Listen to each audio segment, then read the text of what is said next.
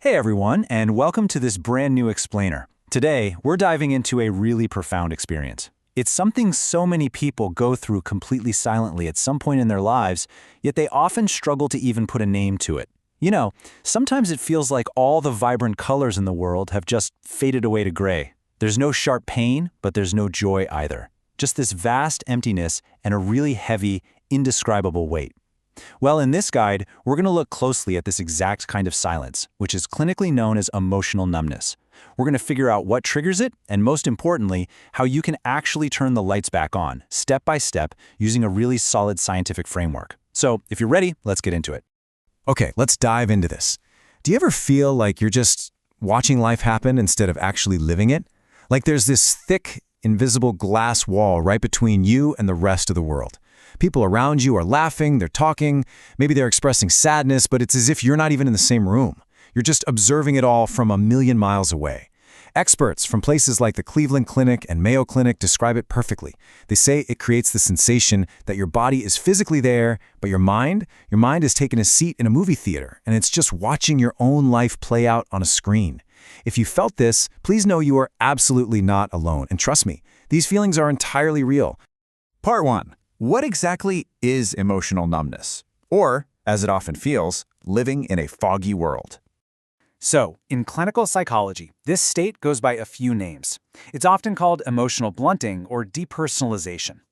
Basically, depersonalization is a dissociative state where you feel profoundly disconnected.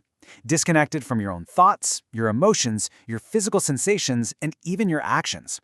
It's literally like someone flipped a switch and put you on autopilot. People going through this often describe feeling like they're trapped inside a really thick, heavy fog. But I want you to remember this absolutely crucial point.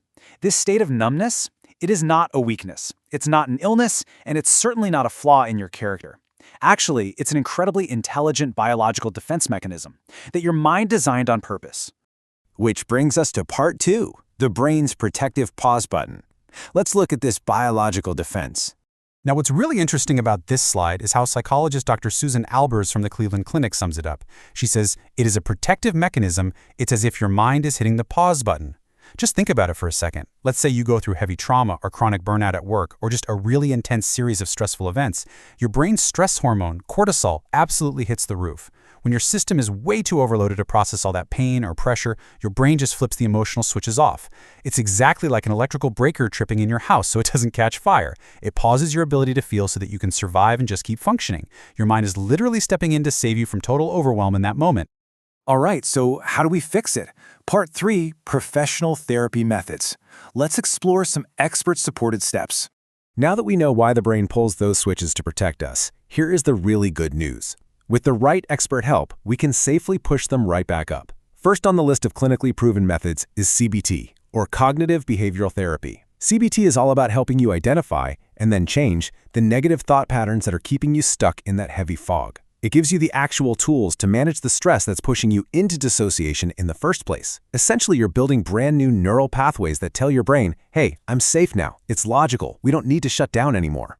Now, if the root of your numbness comes from unprocessed trauma, EMDR is a total game changer. It uses eye movements, or what they call bilateral stimulation techniques, to actually help your brain reprocess those traumatic memories. Think of it like finally organizing a really messy filing cabinet in your head. Once that trauma is properly processed, your brain realizes it doesn't need to be stuck in this perpetual fight or flight mode. The perceived threat level drops, your brain slowly takes its finger off that protective pause button, and your emotions naturally start to come back online. And this brilliantly illustrates our next approach, somatic therapy. See, your mind and body aren't separate. They're an inseparable whole. Trauma and stress, they aren't just floating around in your thoughts. They get stored literally in your muscles and your nervous system. Somatic therapy is all about releasing that trapped physical tension. By focusing on physical sensations, it helps you stitch your mind and your disconnected body back together. And the beautiful thing is, the moment you begin to feel physically safe inside your own body again, your mind naturally gives you permission to feel emotions. Moving on to Part 4, mindfulness and grounding techniques. This is all about returning to the present moment. Let's move to this and see how it builds. While professional therapies are definitely the backbone of healing, there are also some incredible immediate techniques you can use all on your own whenever you feel that heavy fog rolling in. Our ultimate goal here is to actively pull away from that familiar emptiness of dissociation.